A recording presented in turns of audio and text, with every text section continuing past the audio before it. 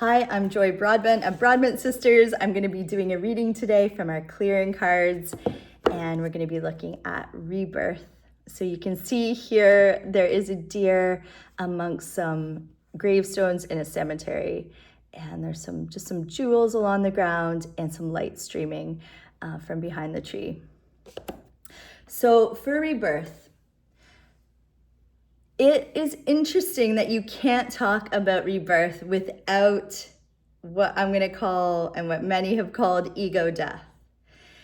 And so in order to have this Renaissance summer, this is the summer solstice, and this rebirth, there needs to be an awareness of the ego, what it is, what it's for, and what an ego death even means, and how that can lead to this renewal, this refreshing, this life amongst things that are dead, this reflective. And this is a very clearing spaces card.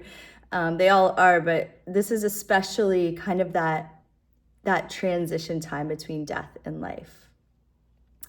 And so the ego is a part of us. It's here. It's the part of us that is the mind. It's like the part that downloads everything. So, when you're a baby and your parents are like, I remember my parents for my potty training were like, okay, Joy, whenever you go to the bathroom, you get a Smartie. So it was like very much Pavlov's dog.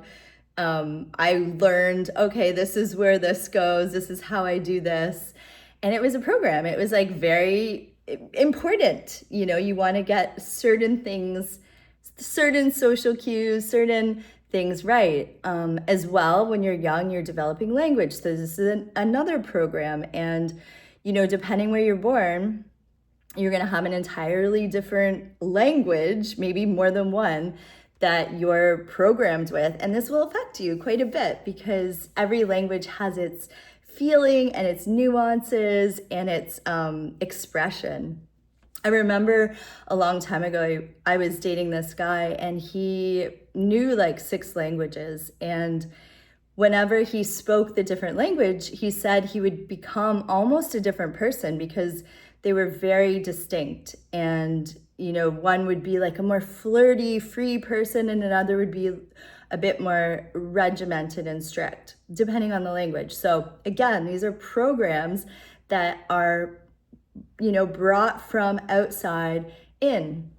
I would say even the ego, the mind is also our DNA structure. So there are programs that are specifically built into us from our relatives, from generations. It could be even something traumatic. They say, like my friend, her dad went through the war and in her country, and she said she feels the trauma from that in her DNA, like in her actual body. And so the ego is kind of like all of these programs that we have, whether it's like coming from culture or our parents, or it's coming from our peers, or it's even like directly in our DNA. And so it's this like very strong force in our lives. I would say it's like what a lot of people call the left brain, like the calculating, really kind of like AI, honestly, if we're gonna use a very real, unreal term right now, unreal. AI is basically collective ego. It's all of our thoughts, our programs, and it's put into this system that can like replicate and draw and pattern, which is something that our mind does really well. And the difference with AI, which is why I don't think we'll ever touch art or our human soulfulness, is because it doesn't have the spirit. It doesn't have that deeper self, that part of us that is not competitive, that part of us that is super present, is super funny, relaxed, the right brain side, we can call it, the part where you meditate and you have that space opening. And I would say this card is really welcoming you into this this place of spirit, of renewal, of rebirth. And the ego, likewise, like it's obviously so important. Like we need these structures, we need language to get along with the world. But I think what happens is that we inflate it, like picture a pufferfish, like it gets like triggered when things aren't going its way, or something challenges its program, or somebody challenges its beliefs. It gets like puffed up. Or it can get like totally shrunken down and like, oh, I'm not worthy, poor little old me, like a little pity party. And either way, it's really like a cartoon of who you truly are. And so if we follow it into its lair, we're gonna get depressed, we're gonna get anxious, we're gonna get narcissistic, we're gonna get this like, I guess self-importance is like one of the things that can happen with our ego. Is like we get this like, I'm the center of the world and it's my way or the highway kind of feeling, which is only natural as it's like programming to keep us alive. But I feel like self-importance really, it forgets that like we're mortal, that this is, this is the grand joke, is like with every ruin, like everyone is gonna die. Everyone's gonna die. You can't escape death. And so there's this like spirit joke of like, why are you taking yourself so important? Like, why are you making yourself so important? Enjoy this moment. Enjoy the breath that you have. There is something eternal that like goes on after death. And it's, the metaphor is like the sun with the rays of light, that we're all a part of this like glorious sun. We're all spirit, we're all one, we're all connected. And I think it's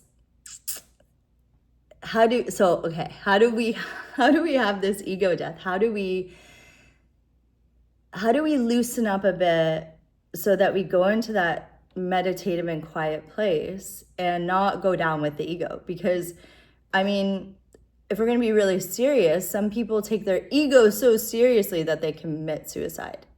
When I suspect a lot of suicide comes from, a place of, again, following the ego too deeply into the lair, not feeling the spirit, not sensing the greater self. And there might actually even be a transformation about to happen. It doesn't have to be a literal death. It could be a rebirth. It could be an awakening. And I mean, spiritual leaders like Eckhart Tolle had a profound ego death, to the point where he is egoless.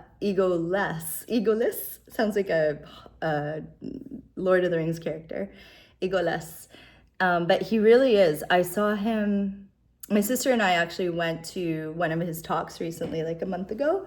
And when he walked on stage, you could feel the presence of an egoless person. And like, it was the most bizarre thing. And it brought, when he walked on stage, I got teary, I got choked up. And it was just this relief. It was similar to the feeling of this tear, of just like entering this beautiful still woods. There was like a lightheartedness, no heaviness, just pure presence. And I actually at that moment was like, I could just leave now. Like I got everything I needed. For every cent I paid for this ticket, I got in that moment of him walking on the stage. And I honestly didn't even need to stay for the rest of the talk. It was a beautiful talk, but it was just his presence. It wasn't the language. It wasn't what he was saying. It was this pure state of being. And I think, we can't seek to annihilate our ego. I think, it's rare when that happens. Someone like Eckhart Tolle, who's an egoless person. I think he did a story about a psychic saying like, oh, I literally can't sense any karma in you. So weird, because I've never, had a person where I haven't been able to see some karma. And we can think about karma as, the ego's program gone awry, and or else a program that went really well and kind of the investment in either side of that. And his was wiped clean without an ego. There's no karma. And I think that is, probably a rare thing. However, we can all dip into this rebirth at every moment that we become aware of it. And so again, it's simple.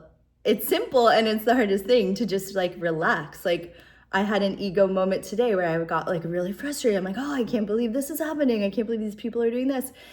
And I could feel myself puffing up, like the puffer fish getting bigger, and oh, how could they do this to me, blah, blah, blah. And I had to take a moment of stillness and pause and remember that this is not something I need to take personally. Everyone's trying their best. I'm trying my best. And sometimes the best is not what our ego likes or wants. Sometimes it's pretty bad, but that's not on us. And, it was nice. It was like, oh, I don't have to actually, like, it's almost like forgiveness. I don't want to say it's not necessary, but it happens naturally because you're like, oh, it's fine. It is what it is. And that's a beautiful thing too.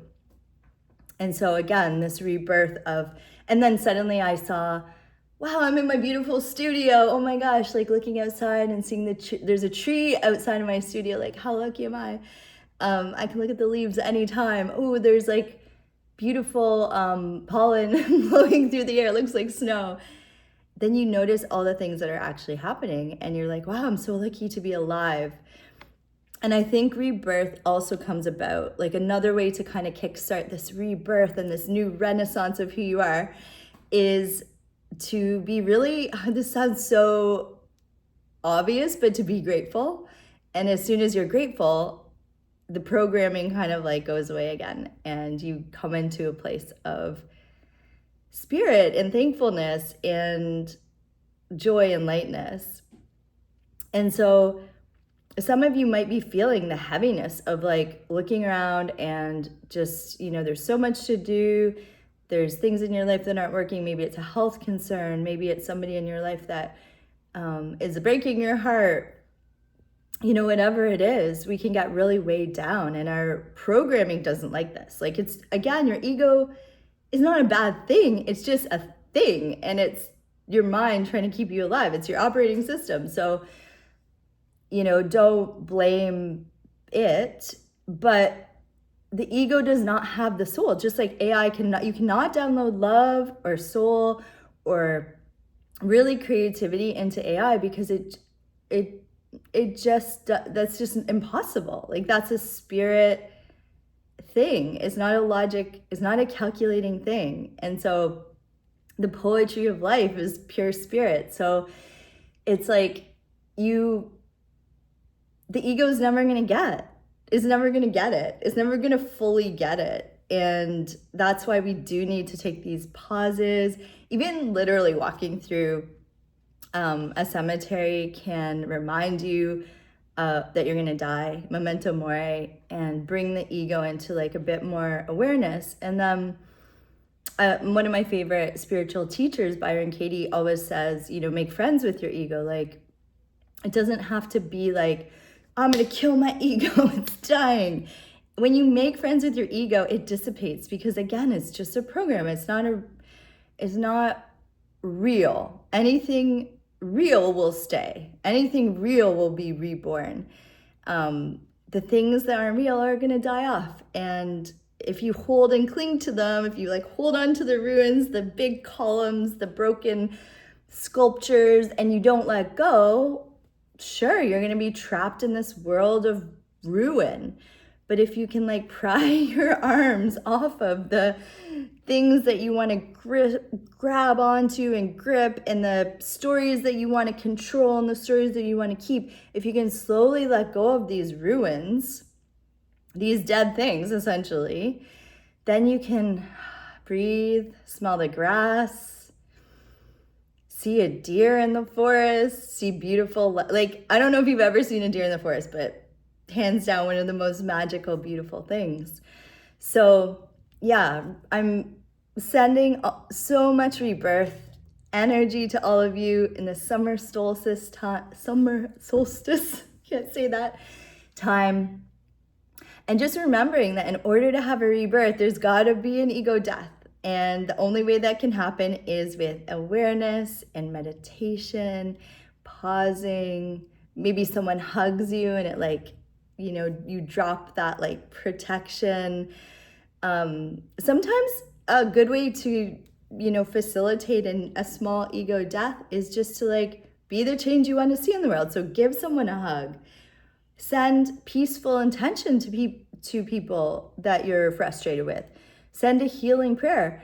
It's funny because like whenever you do something to someone else, since we're all connected, you actually do it to yourself too.